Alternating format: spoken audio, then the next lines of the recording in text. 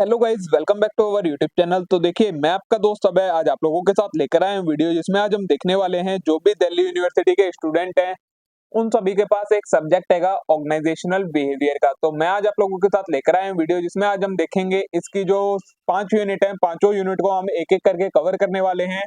One shot revision videos के अंदर 5 videos आएंगी, 5 वीडियोस के अंदर आपकी पांचों यूनिट्स कवर हो जाएंगी। तो बिना देर किए शुरू करेंगे हम अपनी आज की वीडियो और देखना स्टार्ट करेंगे आज की रिवीजन को। लेकिन उससे पहले अगर आपने अभी तक चैनल को सब्सक्राइब ना करा हो तो चैनल को जरूर सब्सक्राइब कर लें, वीडियो को लाइक करना ना भूलें, शेयर करना ना भूलें अपने सभी दोस्तों के साथ, और चैनल को जरूर सब्सक्राइब कर लें इस टाइप के और कंटेंट के लिए। इनके जो नोट्स हैं वो आपको टेलीग्राम चैनल पर अपलोड मिल जाएंगे। टेलीग्राम चैनल ज्वाइन करने के लिए यूट्यूब चैनल का अबाउट सेक्शन या कम्युनिटी पोस्ट वाला जो सेक्शन है वहां पर आपको टेलीग्राम का लिंक मिलेगा। वहां से आप टेलीग्राम चैनल को ज्वाइन कर सकते हैं और वहीं पर आपको इसके नोट्स अपलोड मिल जाएंगे। ठीक है, तो चलिए अब शुरू करते हैं हम अपनी आज की वीडियो। तो देखिए, अब है हमारे पास यूनिट नंबर 5 जिसका नाम है डायनेमिक ऑफ ऑर्गेनाइजेशनल बिहेवियर। इसमें हमें सबसे पहले पढ़ना है डेफिनेशन ऑफ ऑर्गेनाइजेशन कल्चर की। ऑर्गेनाइजेशनल कल्चर होता क्या है? तो a pattern of basic assumption invented, discovered और developed by a given group as it learn to cope up with its problem of external adaptation and internal integration that has worked well enough to be considered valuable and therefore be taught to new member as the correct way to perceive, think and feel in relation to those problem।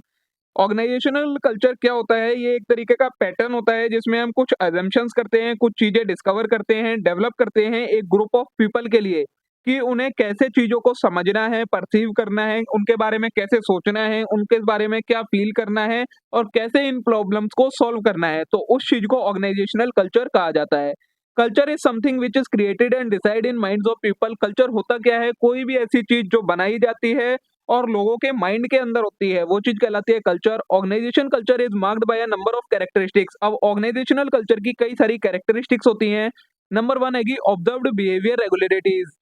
तो when people in the organization interact with one another they generally use common language, terminologies and other ritual that related to difference and demeanour. तो क्या बोला है कि जब organisation के अंदर लोग एक दूसरे के साथ इंटरेक्ट करते हैं, एक दूसरे के साथ कम्युनिकेट करते हैं, तो वो एक कॉमन लैंग्वेज का यूज करते हैं, कुछ कॉमन टर्मिनोलॉजीज का यूज करते हैं जो कि ऑर्गेनाइजेशनल कल्चर की वजह से उन्हें पता होती हैं। नेक्स्ट है नॉर्म्स। तो standard of behaviour are set to guide the organizational member how much work to do. और क्या है कि इसकी ऑर्गेनाइजेशनल कल्चर की कैरेक्टरिस्टिक की ये नॉर्म्स बना देता है, स्टैंडर्ड बता देता है कि जो एम्प्लॉयज होंगे ऑर्गेनाइजेशन के अंदर उन्हें कितना काम करना है, किस एक्सटेंट तक काम करना है, वो चीज कहलाती है नॉर्म्स। नेक्स्ट है डोमिनेंट वैल्यू। तो organization advocate some major values and expect the same to be embedded by its organizational participant. क्या बोला है? जो ऑर्गेनाइजेशन है वो अपने एम्प्लॉयज की कुछ वैल्यू में इंक्रीमेंट करती है और रिटर्न में वो ये चाहती है कि जो एम्प्लॉयज वर्क कर रहे हैं वो भी इस तरीके से वर्क करें कि ऑर्गेनाइजेशन की वैल्यू इंक्रीज हो। फिर है फिलोसॉफी। तो organization set forth certain belief about how employee and customer are to be treated. Organizational culture ये भी बताता है कि जो उसके ऑर्गेनाइजेशन के कस्टमर्स हैं उनके साथ कैसे ट्रीटमेंट करना है, उनके साथ कैसे डील करना है। नेक्स्ट है रूल्स। तो these are guidelines prescribed how the new participant of organization have to adopt so as to be accepted the full fledged member of their group in the organization. Rules भी बताता है organisation culture की अगर कोई new member participant आ रहा है organization के अंदर तो उसे किस तरीके से, उसकी क्या क्या रिस्पॉन्सिबिलिटीज है और किस तरीके से उसे ऑर्गेनाइजेशन में वर्क करना है। नेक्स्ट है ऑर्गेनाइजेशनल क्लाइमेट। तो this is an overall feeling that is conveyed by physical layout, the way organizational participant interact with one another and the mode organizational member conduct themselves with outside person. Organizational climate क्या है? तो organisational culture है वो ये organizational climate भी create करता है। मतलब ये पूरा एक ओवरऑल बताता है कि फिजिकल लेआउट कैसा होना चाहिए ऑर्गेनाइजेशन का, जो पार्टिसिपेंट है वो एक दूसरे के साथ कैसे इंटरेक्ट करेंगे, जो मेंबर्स हैं वो ऑर्गेनाइजेशन के बाहर के लोगों के साथ कैसे इंटरेक्ट करेंगे, ये सारी चीजें ऑर्गेनाइजेशनल कल्चर से पता लगती हैं। नेक्स्ट टॉपिक आएगा टाइप्स क्या क्या आएंगे कल्चर्स के। तो नंबर 1 आएगा डोमिनेंट कल्चर एंड सब culture. A dominant culture is marked by a set of core values that are shared by majority of the organizational member। Dominant culture वो culture होता है जिसके अंदर क्या वैल्यूज होती हैं जो कि एक ऑर्गेनाइजेशन के सभी मेंबर्स के लिए होती हैं। In fact when we talk about an organization culture we refer to dominant culture. The dominant culture give a macro view of organizational personality. Dominant culture में एक पूरी ऑर्गेनाइजेशन को क्या चीजें फॉलो करनी है वो सारी चीजें आ जाती है। वहीं अगर बात करी जाए सब कल्चर क्या होता है तो किसी एक पर्टिकुलर ग्रुप या डिवीजन के लिए जो कल्चर होता है, जो उन्हें चीजें माननी होती हैं वो चीज आती है आपकी सब कल्चर के अंदर। नेक्स्ट है स्ट्रॉन्ग एंड वीक कल्चर। तो based on intensity of sharedness organizational culture are two types, strong and weakness. कितनी इंफॉर्मेशन शेयर करते हैं एम्प्लॉयज अपने आपस में एक दूसरे के साथ, उसके बेसिस पर ऑर्गेनाइजेशनल कल्चर को दो पार्ट में डिवाइड करा गया है, strong and weak culture. A strong culture is characterized by organizational core value being intensely held and widely shared। ऐसी वैल्यूज जो बहुत ज्यादा शेयर होती हैं, जो बहुत जल्दी शेयर होती हैं, वो चीज आती है हमारी स्ट्रॉन्ग कल्चर के अंदर। और वीक कल्चर में क्या आती हैं, जो वैल्यूज शेयर नहीं होती हैं और जिसकी वजह से एम्प्लॉयज का टर्नओवर ज्यादा होता है, वो चीज आती है वीक कल्चर के अंदर। ठीक है, अब जो ये ऑर्गेनाइजेशनल कल्चर होता है, इसके फंक्शंस क्या-क्या होते हैं, तो नंबर 1 हैगा culture provide shared pattern of cognitive perception और understanding about the value and belief held by organization. Culture जो है वो बताता है कि ऑर्गेनाइजेशन की क्या वैल्यूज हैं, क्या बिलीफ्स हैं, किन-किन चीजों को मानना है, किन-किन चीजों को नहीं मानना है ऑर्गेनाइजेशन के अंदर। This enable the organizational member how to think and behave as expected of them. ये बताता है कि जो ऑर्गेनाइजेशन के मेंबर हैं, उन्हें किस तरीके से थिंक करना है, किस तरीके से बिहेव करना है।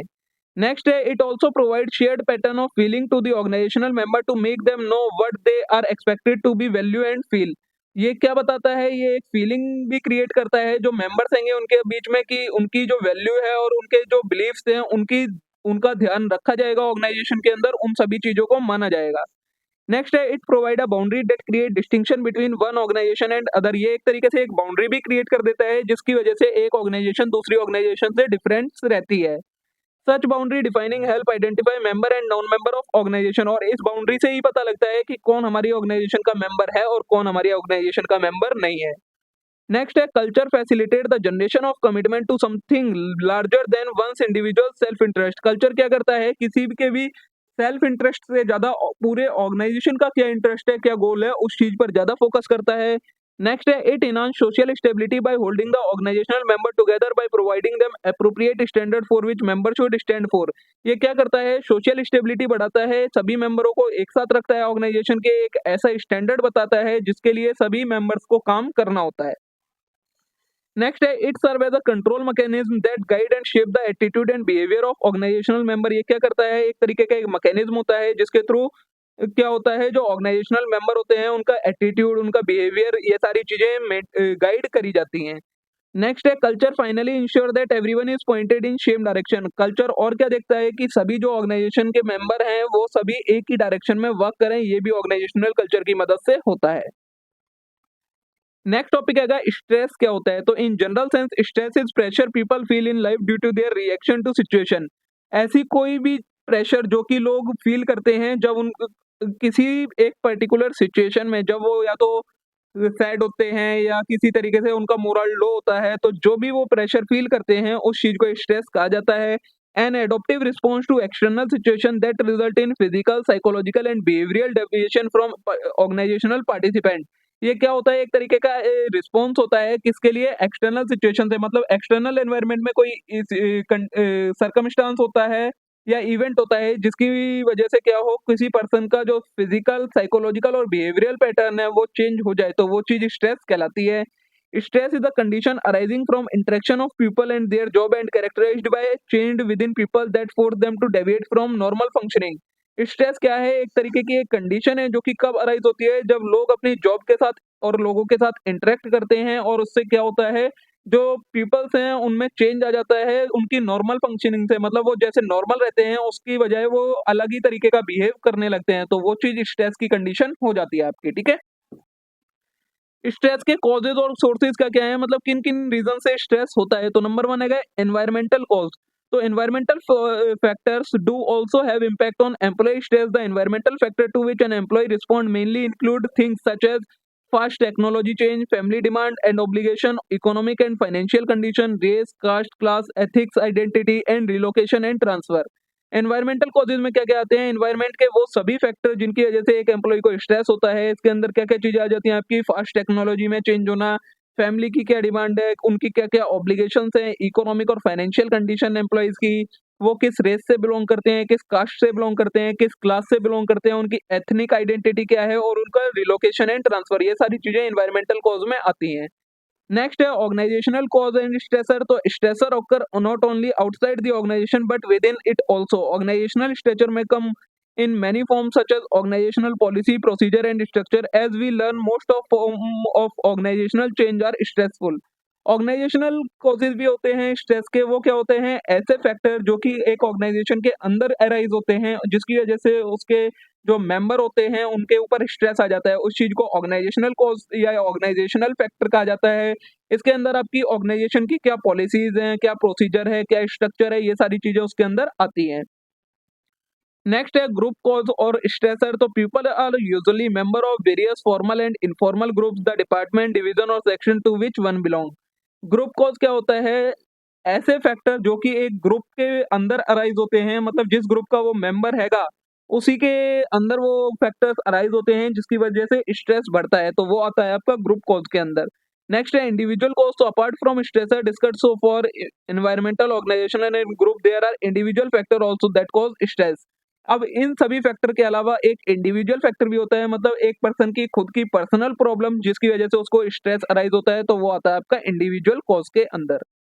अब नेक्स्ट है हाउ टू मैनेज और कॉप अप विद स्ट्रेस। अब आपको जो ये स्ट्रेस हुआ है इससे कॉप अप कैसे करें, इस स्ट्रेस को मैनेज कैसे करा जाए। तो पहला आएगा इंडिविजुअल लेवल पर हम इसे कैसे मैनेज कर सकते हैं, फिजिकल एक्सरसाइज। तो exercise in form of be it walking, jogging, swimming, riding, bicycling, playing games help people to combat stress, this is excellent stress modifier. Individual level पर हम स्ट्रेस को कैसे कम कर सकते हैं, पहला इसमें दिया है फिजिकल एक्सरसाइज करके, मतलब हम किसी भी फिजिकल एक्सरसाइज में इन्वॉल्व हो जाए, वॉकिंग, जॉगिंग, स्विमिंग, राइडिंग, बाइसाइक्लिंग, इन सब में, जिसकी वजह से आपका क्या हो जाएगा, स्ट्रेस कम हो जाएगा। नेक्स्ट रहेगा बिहेवियरल सेल्फ कंट्रोल। तो conscious analysis of cause and consequence of their own behaviour help manager controlling the situation instead of letting the situation control them. Behavioural self control क्या होता है, जब कोई पर्सन अपने बिहेवियर को समझ ले कि मेरे को ये स्ट्रेस हुआ किस रीजन से और इसके क्या क्या इफेक्ट हो रहे हैं, और तो वो इनको अच्छे से कंट्रोल कर पाएगा जिसकी वजह से वो उसका स्ट्रेस कम हो जाएगा। नेक्स्ट है सोशल सपोर्ट। तो social support moderate the effect of stress on personal wellbeing, it is one of the important aspect of quality of social मिलियो। सोशल सपोर्ट का मतलब होता है जिस एनवायरनमेंट में वो रह रहा है, जिस सराउंडिंग में वो रह रहा है, वहाँ के आसपास के पीपल से सपोर्ट मिले, उसे आसपास की चीजों से सपोर्ट मिले जिसकी वजह से उसका स्ट्रेस कम हो सकता है। फिर है योगा एंड मेडिटेशन। तो yoga and meditation which are the Indian origin also affect the psychological wellbeing of people, researcher have reported that meditation were less anxious than non meditators. क्या बोला है, नेक्स्ट एक तरीका बताया है, योगा एंड मेडिटेशन की मदद से भी किसी पर्सन का स्ट्रेस कम किया जा सकता है। लास्ट है इसका चेंजिंग गियर। तो changing gear involve shifting from one attention from main work to something is such as hobby, yet while changing gear the changed work need to capture the workers attention. एक तरीका और बताया है कि changing gear मतलब हम जो अपना काम कर रहे हैं जिसकी वजह से हमें स्ट्रेस हुआ है, हम उस काम से ही शिफ्ट हो जाएं कुछ टाइम के लिए, मतलब कुछ और चीज करने लगे जो हमारी हॉबी है या जो हमें अच्छा लगता है करने के लिए, वो करने लगे तो हमारा स्ट्रेस कम हो जाएगा। फिर रहेगा ऑर्गेनाइजेशनल लेवल पर हम स्ट्रेस को कैसे कम कर सकते हैं। तो नंबर वन है सेटिंग क्लियर ऑब्जेक्टिव। तो organization should set clear objective from its member. Organization को अपना ऑब्जेक्टिव क्लियर रखना चाहिए मेंबर से, उन्हें सही से कम्युनिकेट कर देना चाहिए अपना objective. This help minimize role of ambiguity which usually filter down the organization in the form of neurosis. तो इससे क्या होगा, ऑर्गेनाइजेशन के अंदर एम्बिग्यूटी कम होगी, मतलब कोई भी कंफ्यूजन नहीं रहेगी और जिसकी वजह से वर्कर्स के बीच में स्ट्रेस भी नहीं होगा। फिर है स्ट्रेस ऑडिट। तो Pepton has suggested stress audit as one of the effective proactive intervention to combat stress. According to him, when an organization decides to have a scientific people into mental and physical health status of its backbone group, the exercise is called stress audit. Stress audit क्या होता है, जो ये peptone थे इन्होंने suggest किया है कि अगर किसी ऑर्गेनाइजेशन के अंदर एम्प्लॉयज के अंदर स्ट्रेस इंक्रीज हो रहा है तो ऑर्गेनाइजेशन क्या कर सकती है, स्ट्रेस ऑडिट कंडक्ट करवा सकती है जिसके अंदर समझा जाएगा कि वर्कर्स को क्या प्रॉब्लम आ रही है, किसकी वजह से स्ट्रेस हो रहा है और उसे कैसे सॉल्व करा जाएगा। ठीक है, नेक्स्ट रहेगा काउंसलिंग। तो counselling is yet another proactive strategy to be used by organization to deal with stress. Counselling to employee is the matter like career planning to provide them clarity in their job role, helping them in identify their strength and weakness and help them better cope up with stress। Counselling में क्या होता है, ये भी एक तरीके की strategy है जिसके अंदर क्या करती है, ऑर्गेनाइजेशन स्ट्रेस के साथ डील करती है। इसके अंदर वो काउंसलिंग करती है एम्प्लॉयज की, उन्हें बताती है कि उनका जॉब का रोल क्या है, उनके करियर प्लानिंग करवाती है, उनको अपनी स्ट्रेंथ और वीकनेस आइडेंटिफाई करने में हेल्प करती है जिसकी मदद से उनका स्ट्रेस कम हो जाता है। फिर आएगा स्प्रेड द मैसेज। तो spread the message about the importance of regular habit of work, leisure, proper diet, exercise and mental peace among the organizational member help them to better cope up with stress. उन्हें मतलब जो organisation के member हैं जिनको stress है उनको एक message देते रहना कि उन्हें की क्या क्या हैबिट होनी चाहिए रेगुलर, क्या उनका लीजर टाइम होना चाहिए, उनकी डाइट कैसी होनी चाहिए, उनकी एक्सरसाइज, मेंटल पीस, ये सारी चीजों के बारे में बताते रहना है, जिसकी वजह से उनका स्ट्रेस कम हो सकता है। नेक्स्ट तरीका है fit between person and work. तो research evidence shows that striking a fit between worker and his work environment serve as one of the best strategy to manage stress. अगर स्ट्रेस को कम करना है तो उसका एक और तरीका है कि जो लोग हैं और उनका जो काम है उसके बीच में एक सही से लिंक क्रिएट रहे, उनको वो काम बोर्डम ना लगे जिसकी वजह से उनका स्ट्रेस बढ़े। तो इस तरीके से स्ट्रेस को कम किया जा सकता है। एक लास्ट तरीका है ऑर्गेनाइजेशन के अंदर स्ट्रेस को कम करने का, clarity in roles. So there is enough evidence to show that defining individual role through role efficacy help reduce their role shared stresses. मतलब जब हम एम्प्लॉयज को बता देंगे कि उनकी रोल क्या है क्लियरली, मतलब उन्हें क्या काम करना है, उनकी पोजीशन क्या है ऑर्गेनाइजेशन के अंदर, तो इसकी वजह से उन्हें कोई भी कंफ्यूजन नहीं रहेगी, कोई भी प्रॉब्लम नहीं रहेगी और उनका स्ट्रेस कम हो जाएगा। ठीक है, तो देखिए दोस्तों, इसी के साथ हमारी ये यूनिट नंबर 5 भी यहाँ खत्म हो जाती है। मे बी आज की ये वीडियो आप लोगों के लिए यूजफुल रही होगी, आप लोगों को पसंद आई होगी। वीडियो अच्छी लगी हो तो वीडियो को लाइक करना ना भूले, चैनल को जरूर सब्सक्राइब कर लें इस टाइप के और कंटेंट के लिए। अब हम मिलते हैं नेक्स्ट वीडियो में आगे के कंटेंट के साथ। Thank you.